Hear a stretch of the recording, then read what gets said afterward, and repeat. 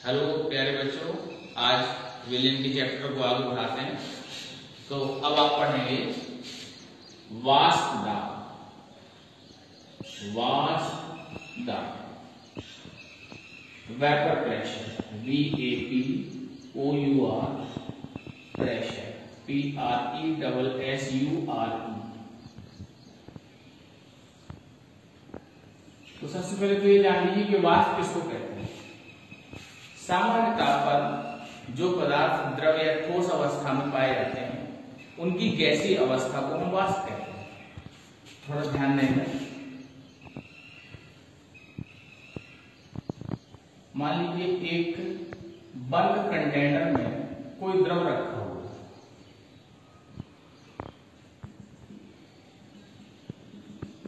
और ये द्रव प्रायः वाष्पशील प्रकृति के होते हैं। तो ये कोई वाष्पशील द्रव है। वाष्पशील द्रव जिसमें ऊपर वाली परत के कणों को आप देखें,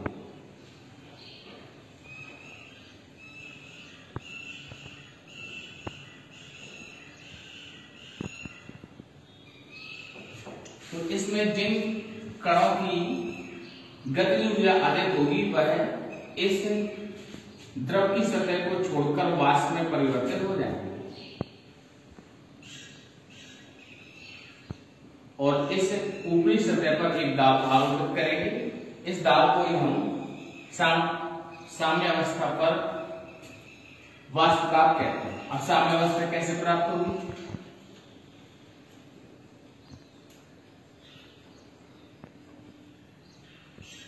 देखिए, कुछ कण ये टकराएंगे कंटेनर से तो वापस वो द्रव में परिवर्तित हो जाएंगे। इस प्रकार वाष्प अवस्था द्रव की वाष्प, और वापस जब ये द्रव में परिवर्तित होगी तो ये वाष्पशील द्रव के रूप में नीचे आ जाएगी। तो इन दोनों के बीच साम्य अवस्था पर जो वाष्पों का दाब इस सतह पर पड़ेगा उसको हम कहेंगे द्रव का वाष्प दाब। इसकी परिभाषा क्या हो जाएगी? साम्य अवस्था पर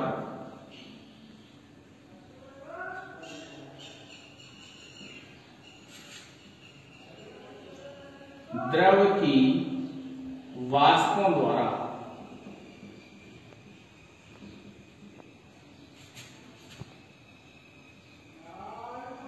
द्रव की सतह पर आरोपित आंशिक दाब को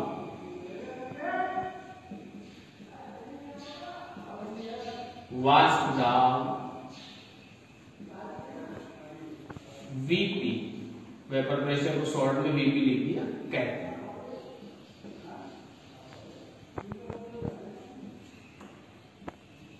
इसे प्रभावित करने वाले कारक निम्न हैं। ध्यान दीजिए, पहला है तापमान।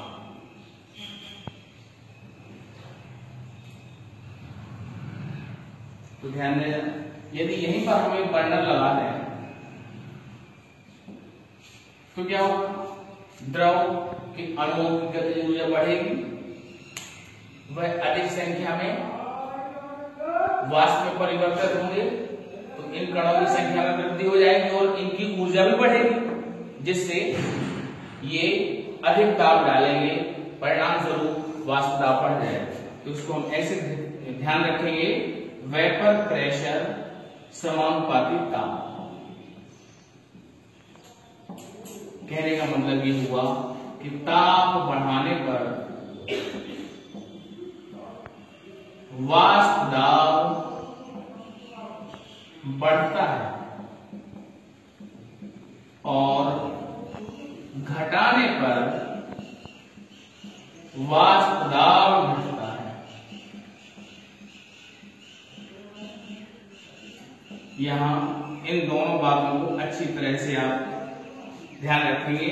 उसका कारण यह है कि आगे चैप्टर में जब हम क्वथनांक और हिमांक को पढ़ेंगे तो क्वथनांक हमको मिलेगा ताप बढ़ाने पर और हिमांक मिलेगा दाब कम होने पर, यानी इसके लिए हमको टेम्परेचर को कम करना पड़ेगा। देखिए इसके बाद दूसरा कारक अंतरा अणुक आकर्षण बलों का प्रभाव,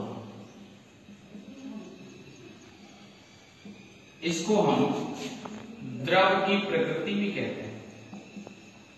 द्रव की प्रकृति, ध्यान देंगे इसको। वेपर प्रेशर विक्रमानुपाती होता है अंतरा अणुक आकर्षण।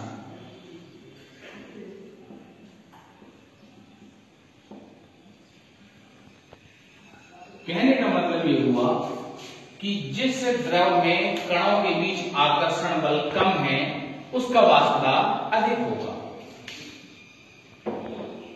अतः कमजोर अंतरा अणुक आकर्षण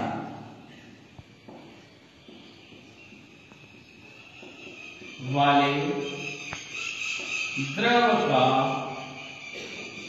वाष्प दाब अधिक होता है। इसको एक एग्जाम्पल के माध्यम से हम समझने का प्रयास करते हैं। ईथर, ईथर होता है ROR, यहाँ ऑक्सीजन को फ्री ऑक्सीजन कहते हैं और ये दोनों एल्किल समूहों से सिंगल बॉन्ड के माध्यम से जुड़ा रहता है। और ईथर के बाद एल्कोहल को देखें तो एल्कोहल होता है ROH। जब इसका दूसरा अणु हम बनाएंगे RO, नीचे बना देते हैं H, तो ऑक्सीजन पर नेगेटिव, H पर प्लस, यहाँ भी प्लस और ये नेगेटिव हो गया। तो H और O के बीच पहले एल्कोहल का H और दूसरे का O के बीच H बॉन्ड बन जाएगा, तो यहाँ आकर्षण अधिक हो जाएगा। आकर्षण अधिक होने के कारण इसका जो वेपर प्रेशर है वह कम हुआ, ईथर का वेपर प्रेशर अधिक हो जाएगा। Vp ether is greater than Vp alcohol. ध्यान रखिएगा, एल्कोहल में अंतरा अणुक आकर्षण हाइड्रोजन बॉन्ड बन जाने के कारण बढ़ जाएगा, जिससे इसका वेपर प्रेशर कम होगा। और ईथर में कणों के बीच आकर्षण कम होगा और इस वजह से इसका वेपर प्रेशर अधिक होगा। और एक बात आप लोग पढ़ चुके हैं 11 में कि जो कमजोर अंतरा अणुक आकर्षण बल होते हैं वह मुख्यतः होते हैं वैन वाल बल, दूसरा होता है लंदन फोर्स। तो इस प्रकार के अंतरा अणुक आकर्षण यदि रहेंगे तो उस द्रव का वाष्प दाब अधिक होगा। देखिए इसके बाद अगला पॉइंट तीसरा, वेपर प्रेशर विक्रमानुपाती होता है 1/क्वथनांक। क्वथनांक को कहते हैं बॉइलिंग पॉइंट।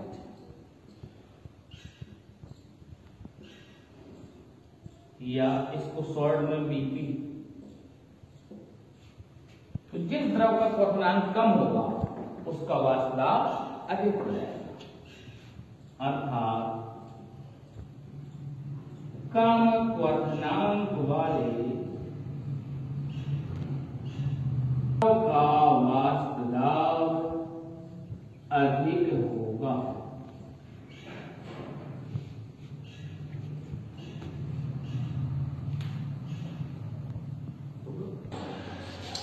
इसके बाद चौथा पॉइंट देखते हैं, अशुद्धि मिलाने का प्रभाव।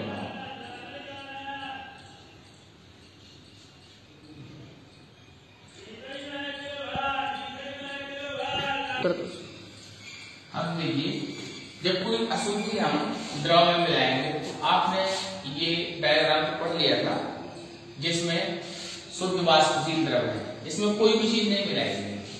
लेकिन जब इसमें हम अशुद्धि यानी कि विलेय, इसको हम विलायक भी कह सकते हैं, विलायक, मिलाने पर,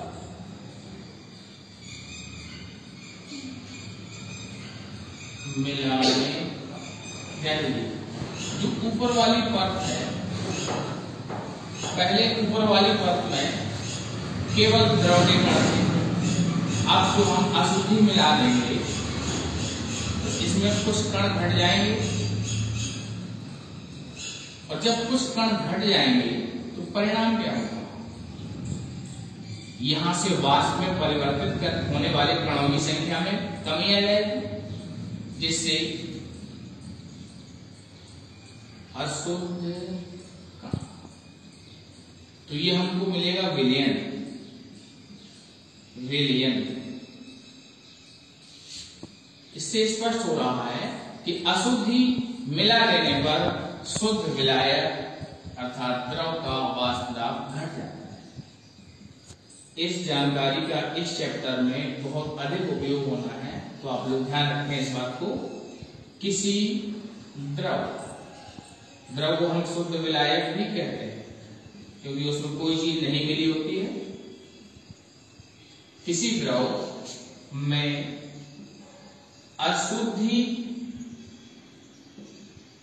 मिला देने पर प्राप्त परिणामी विलयन का वाष्प दाब घट जाता है।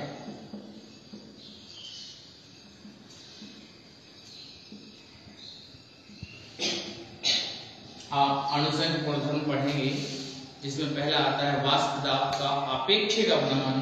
उसमें सबसे पहले इस बात का उपयोग होगा, उससे संबंधित फॉर्मूले भी आप ड्राइव करेंगे वहां पर, और इसके बाद इस जानकारी का उपयोग बाकी के अणुसंघ गुणधर्मों में भी करेंगे, जैसे क्वथनांक का उन्नयन, हिमांक का अवनमन, इनमें इसका उपयोग होगा। तो अब देखिए इसके बाद आता है राउल्ट का नियम। राउल्ट का नियम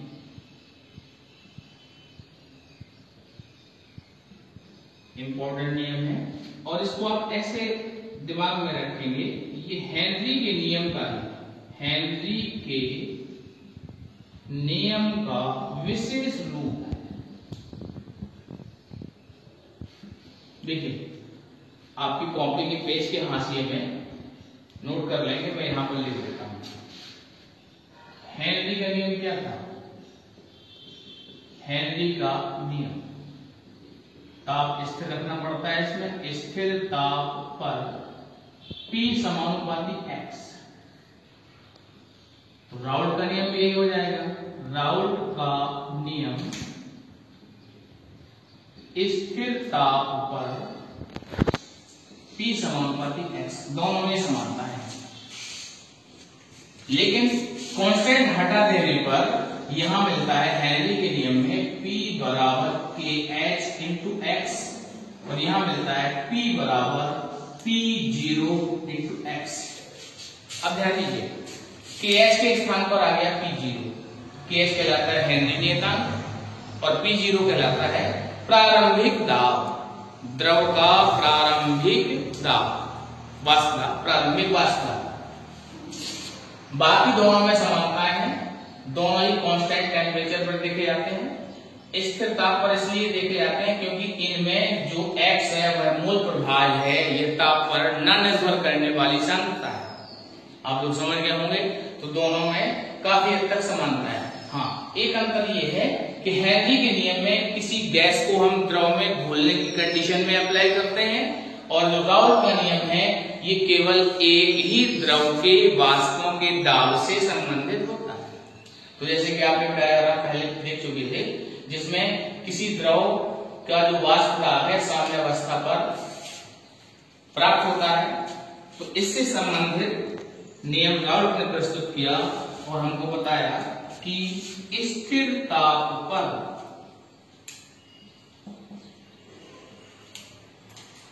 किसी द्रव की वाष्पों का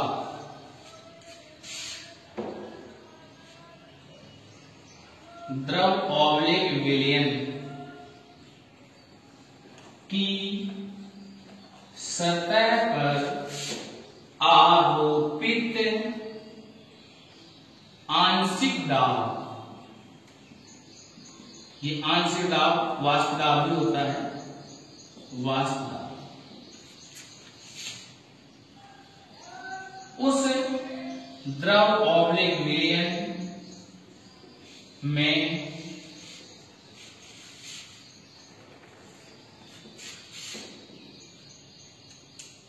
द्रव के मोल प्रभाज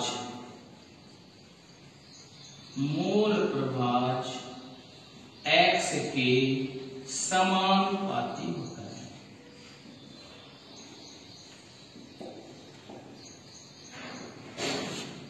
अर्थात P समानुपाती x,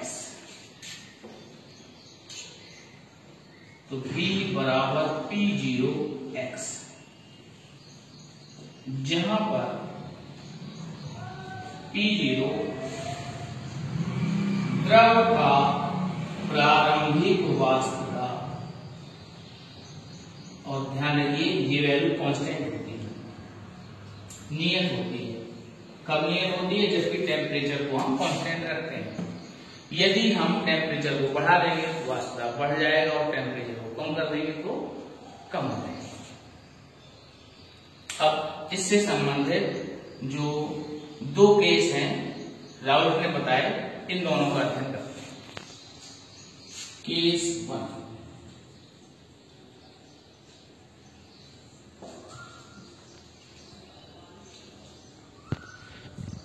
द्रव प्लस द्रव बराबर द्रव। एक विलयन का प्रकार है जिसमें हमने दोनों द्रव लिए, तो सभी द्रव प्राय वाष्पशील होते हैं, तो इसको हम ऐसे भी लिख सकते हैं कि वाष्पशील द्रव, और ये भी वाष्पशील होगा। तो विलयन जो प्राप्त हुआ उसमें क्या प्रॉपर्टीज होंगी उसकी, उसका हम अध्ययन करते हैं। तो देखिए जो वाष्पशील द्रव है, इस किसी को एक को हम मान लें विलयन, तो दूसरा क्या हो जाएगा? विलयन। अब इनको हम समझते हैं। हमारे पास दो कंटेनर है जो अलग अलग द्रव, इसमें द्रव A भरा हुआ है और इसमें द्रव B भरा हुआ है।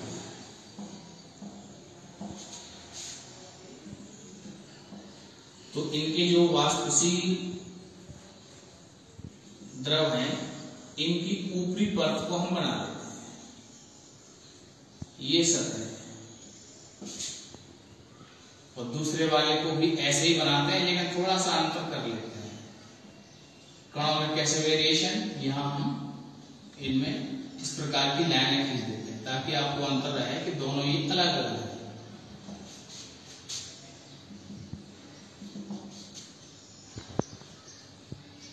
इसका वाष्प दाब है P0A, P0 जीरो हमने ऊपर लगाया, क्यों लगाया? क्योंकि हमको यहाँ पर A ही लिखना था। और इसका वाष्प दाब है P0B। ये प्रारंभिक वाष्प दाब है, दोनों के अलग अलग वाष्प दाब। A का वाष्प दाब कितना है? P0A, और B का है P0B। अब हमने इन दोनों को मिलाया और एक अलग कंटेनर में लेके गए, तो ये बन जाएगा विलयन, जिसमें A और B दोनों उपस्थित रहेंगे। तो अब इसकी जो परत होगी, ऊपरी परत, उसमें जो कणों की स्थिति रहेगी वो कुछ इस प्रकार से होगी कि इसमें दोनों प्रकार के कण रहेंगे, कुछ A के हो गए तो कुछ B के हो गए।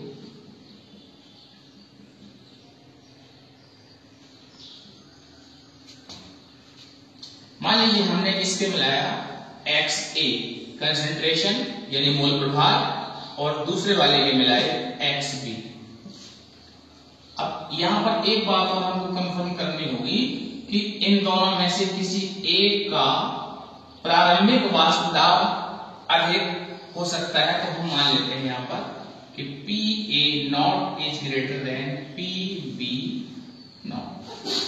क्लियर हुआ? तो किसी एक को अधिक मान सकते हैं हम, PB0 को अधिक मान सकते हैं, PA0 को कम मान सकते हैं, लेकिन एक केस को हम मानकर यहां पर चल रहे हैं। तो अब ध्यान दीजिए, राउल्ट के नियम से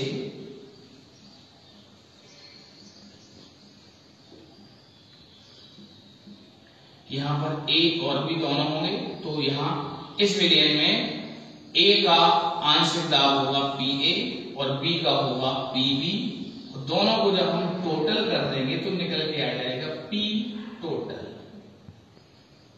इसको हम केवल PT लिखेंगे। क्या लिखेंगे? PT।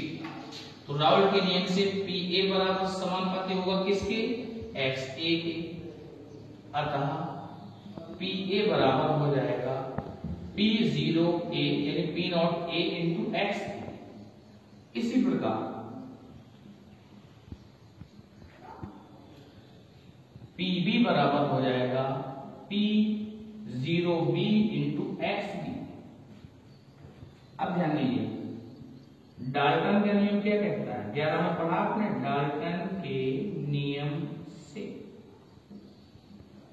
PT बराबर होता था P1 plus P2 and so on. तो दो ही प्रकार के हैं यहां पर वास्ता, तो PT हमको मिल जाएगा PA प्लस PB और इनकी वैल्यू जब हम रखेंगे तो ये होगा PA0 XA plus PB0 XB।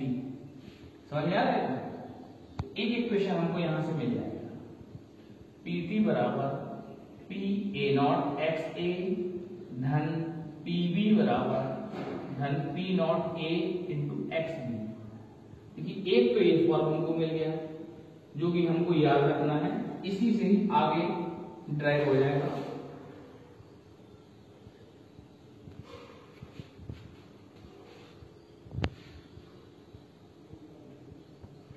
आप लोग जानते हैं XA धन XB बराबर होता है 1।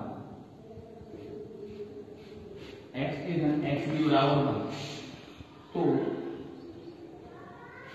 XB बराबर हो जाएगा 1 माइनस XA। ध्यान दीजिएगा, यहां करते हैं तो हमको मिलेगा PT बराबर PA0 XA धन PB0। अब XB है, XB के स्थान पर हो जाएगा 1 माइनस XA। इसको जब हम हल करेंगे तो गुणा हो जाएगा अंदर PB0 माइनस PB0 XA। अब ध्यान दीजिएगा, इन दोनों में क्या कॉमन आ रहा है? XA कॉमन आ रहा है, तो मिलेगा हमको PB0, पहले लिख दिया हमने, इसको पहले लिख दिया धन। अब इन दोनों में कॉमन आ रहा है XA, तो हमको क्या मिल जाएगा? PA0 minus PB0। ये P टोटल का एक और फॉर्मूला मिल गया जो कि राउल्ट के नियम को ग्राफ के रूप में व्यक्त करने के लिए प्रयुक्त होगा। तो ये भी एक महत्वपूर्ण फॉर्मूला है। अब इसमें हम देख पा रहे हैं कि इस फॉर्मूले में PA की वैल्यू अधिक होने पर भी तो टोटल पॉजिटिव आएगा। तो इससे इस बात की भी पुष्टि होती है कि जो प्रारंभ में हमने किसी एक द्रव के आंशिक दाब को अधिक माना था, वो बात यहां पर भी निकल के क्लियरली आ रही है। अब देखिए इसका ग्राफ ही दे दूंगा।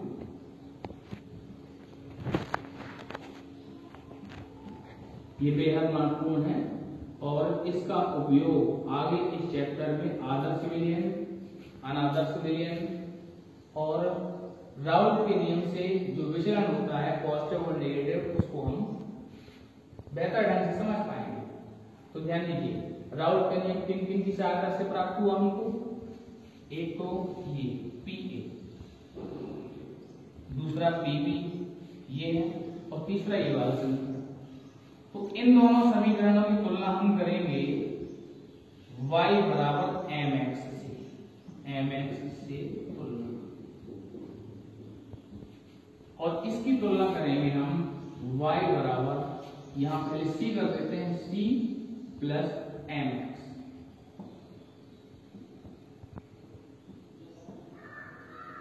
तो ये मूल बिंदु से जाने वाली रेखा का समीकरण हो जाएंगे दोनों, और ये वाला हो जाएगा ऐसा समीकरण जो कि अंतःखंड काटता है y अक्ष पर, और वो अंतःखंड की वैल्यू क्या हो जाएगी?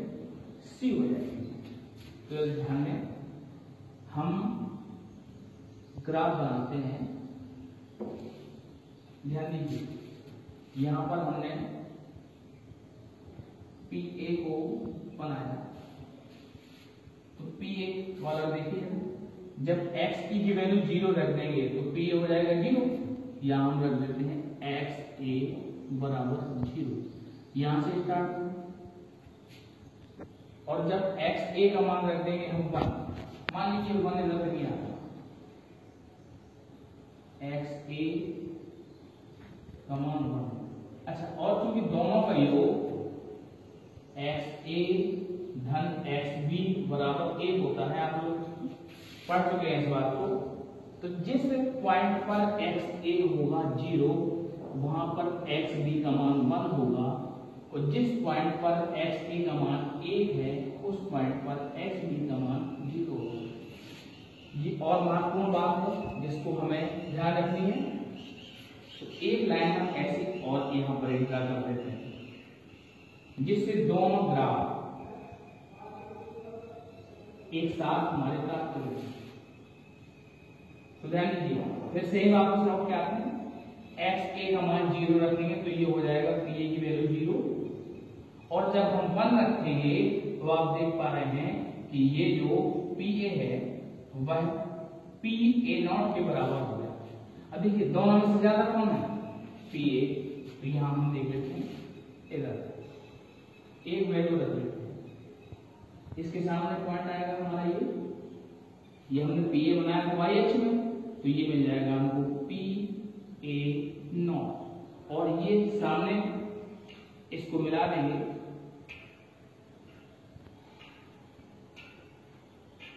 तो हमको ये ग्राफ मिल जाएगा PA बराबर P0A इंटू x। क्लियर हुआ? अब एक ग्राफ हम बनाते हैं इसी प्रकार से, इसके लिए यहां हम व्यक्त कर देते हैं PB को, PB इस अक्ष पर PB, शुरुआत में देखिए XP यहां पर 0 है, जब 0 है तो स्टार्ट यहीं से होगा, और जब हम 1 रखेंगे XB की वैल्यू तो हमको मिलेगा PB0। तो PB0 यहां पर रहेगा, लेकिन ध्यान ये रखना है हमको कि PB0 कम है। जब कम है तो ये जो पॉइंट होगा इससे कहीं नीचे आएगा, और इससे कहीं नीचे आएगा। यहां पर सामने हम लिख देते हैं इसके, ये गया हमारा PB0। अब इन दोनों को मिला तो ये ग्राफ हमारा प्राप्त हो गया PB। चलो यही ले लेता हूं मैं, PB बराबर होगा PB0 XB। क्लियर हुआ? अब देखिए, यहां तुलना करेंगे तो अंतःखंड हो गया PB0, देख पा रहे हैं आप, ये जो यहां तक है मान है, यहां सामने अगर हम जाएंगे तो देखिए ये मिला आपको PB0, और जब यहां इसकी तुलना करेंगे x वैसी वैल्यू रखते जाएंगे हम, a बराबर 0 तो ये पूरा 0 हो गया, ठीक। और इसके बाद जब x a का मान 1 रखेंगे तो ये कैंसिल हो जाएगा, PB से PB ये PA के बराबर हो जाएगा, तो दूसरा पॉइंट हमको ये मिलेगा। तो दोनों पॉइंट हमको प्राप्त हो गए हैं। अब इसको हम मिलाते हैं, तो ये हमको मिलेगा पी टी, पी टोटल बराबर P B not plus X A into P A not minus P B not, या इसी को हम लिख सकते हैं कि पी टी बराबर पी ए धन पी बी। ध्यान रखना इस बात को बच्चों। अब यहां से एक बात और क्लियरली समझ लेनी है, ये जो हमने यहाँ पर कैलकुलेशन करके ग्राफ खींचे हैं ये थ्योरेटिकल है, कैलकुलेटेड है। प्रयोग करने पर हो सकता है कि इनमें कोई परिवर्तन भी प्राप्त हो और यह परिवर्तन ही राउल के नियम से विचलन को दर्शाता है, जो कि अनादर्श विलयन में पाया जाता है। राउल के नियम को पूर्णतः पालन करने वाले विलयनों को हम कहते हैं आदर्श विलयन। तो अब इन सब की जानकारी आपको नेक्स्ट लेक्चर में दी जाएगी। आज के लिए इतना ही, धन्यवाद।